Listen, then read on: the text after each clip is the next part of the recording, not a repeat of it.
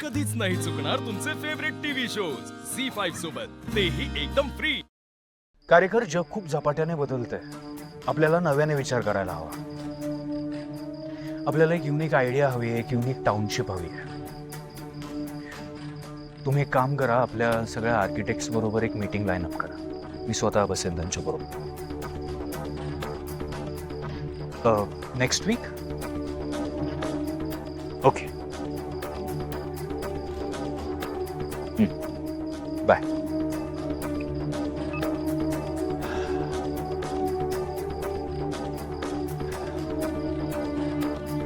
मित्रा, आपण आपल्या मनात जेवढे जास्त डाऊट ठेवतो तेवढी निगेटिव्हिटी वाढत जाते.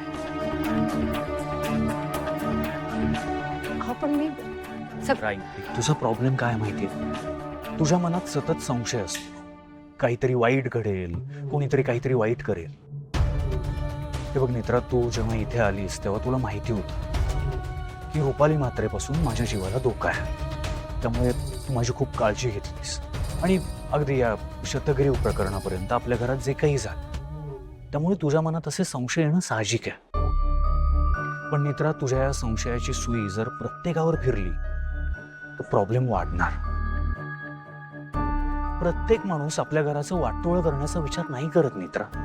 पण माझं तसं म्हणणंच नाहीये. मी अति काळजी, ओव्हर पॉझेसिव्ह असणं, या सगळ्यामुळे सुद्धा नुकसान होतं. हे तू समजून घे प्लीज. तू ओव्हरथिंक करणं थांबव, हे तर मी तुला कधीपासून सांगतो. पण आता सगळ्यात महत्वाचं म्हणजे तू केदार काकावर संशय घेणं थांबव. तू केदार काका बाबतीत जे काही करतेस ना, त्याचा सगळ्यात जास्त त्रास कोणाला होत असेल तर तू केतकी काकूला. खूप हर्ट झाली इथे या सगळ्यामुळे. केदार काका इथे आल्यामुळे तिला जो काही आनंद झाला होता, जे काही सुख मिळालं होतं, ते तुझ्या या अशा वागण्याने तू हिरावून घेतेस मित्रा. मित्रा, या आजच्या काळातही आपण एकत्र कुटुंब म्हणून राहतो. पण जर या अशा कुटुंबात प्रत्येकाला आपली स्पेस नाही मिळाली तर प्रॉब्लेम होणार. जसं फाल्गुनी आणि तेजस बाबतीत झालं, तसं उद्या केदार काका आणि काकू बाबतीत सुद्धा होऊ शकतं. त्यामुळे प्लीज मित्रा, तू त्यांना त्यांची स्पेस दे.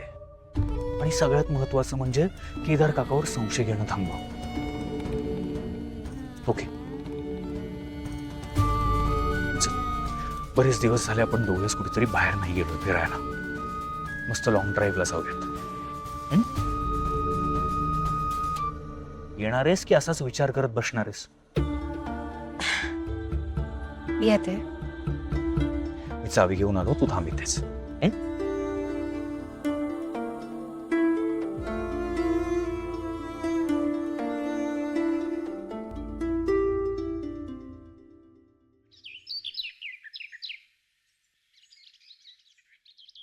कार्यकर, तुम्ही पाठवलेले सगळे चेक साईन करून पाठवतोय. आजच्याच हे पेमेंट्स करून टाका, इम्पॉर्टंट आहेत.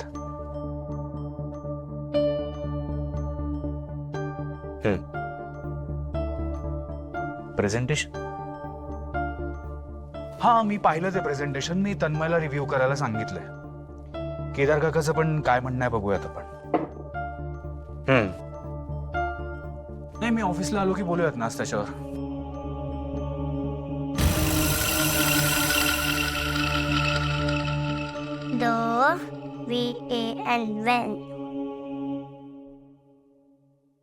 तुझ्या बहिणीला आणि आईला त्रास दे. पॉवर हवे ना, पॉवर पॉवर हवे की नाही, तू असं करायला लागेल. SBY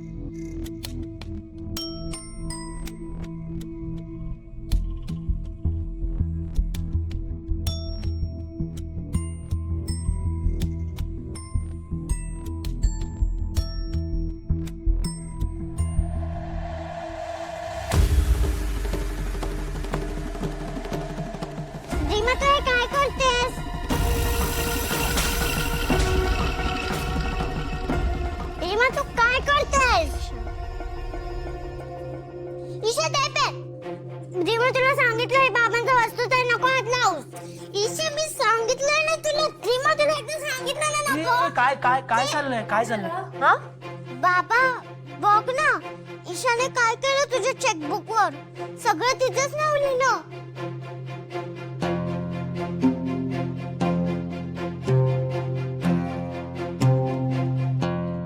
ईशा का केलंस तू असं? मी सांगत होते तरी तिला नको करू तरी ती ऐकतच नाही माझं बाबाच्या कामाच्या गोष्टी आहेत, हात नाही लावायचा, कळत नाही तुला? तुला काय वाटलं तू लहान आहे म्हणून तू वाटेल ते करशील आणि मी सगळं चालवून घेईन? हात का लावलास तू? हात का लावला? मी काय विचारतोय? तर तू अजिबात मध्ये बोलू नकोस, लाडाने शेफारली. हे परत असं काही करशील ना, मी बोलणार नाही तुझ्याशी, कळलं? ऐका ओरडू नका ना ती घाबरली ती रडू नको रडू नको रडू नको पाय येते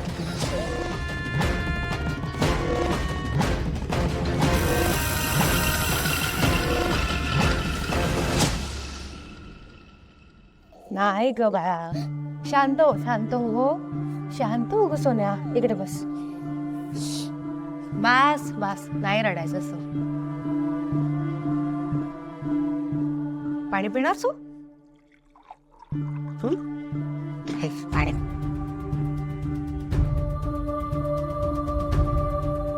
हे बघ. शांत हो असं नाही रडायचं अजिबात नाही रडायचं बाबा ओरडले म्हणून एवढं रडू येत आहे ना तू शांत नाही शांत हो अजिबात रडायचं नाही आता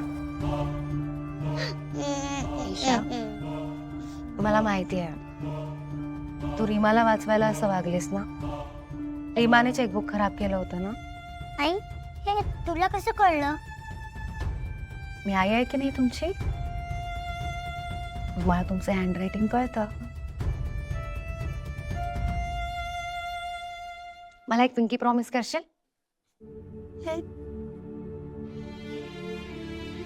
मला माहिती आहे तुझं रीमावर खूप प्रेम आहे तू तिची खूप काळजी घेतेस पण रीमा कशीही वागली ना तरी तू कायम तिच्याशी चांगलंच वागायचं होय ती लहान आहे की नाही तुझ्यापेक्षा काही गोष्टी तिला नाही समजत तेव्हा तू तिला सांभाळून घ्यायचं होय पिंकी चल आता हसून दाखव आईला छानपैकी असं रडवेली छान नाही तुझं बघ कशी दिसते ही छान दिसते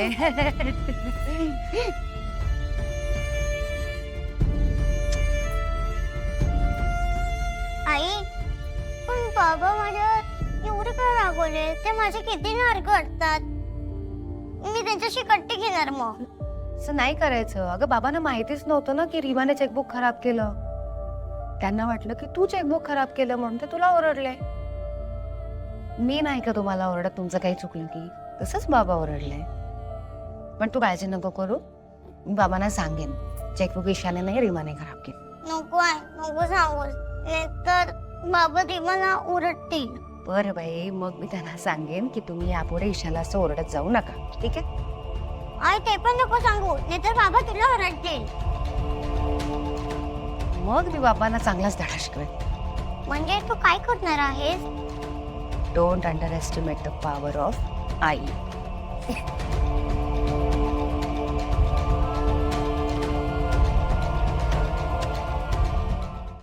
झी5 ॲप डाउनलोड करा आणि पहा सर्व एपिसोड्स एकदम फ्री.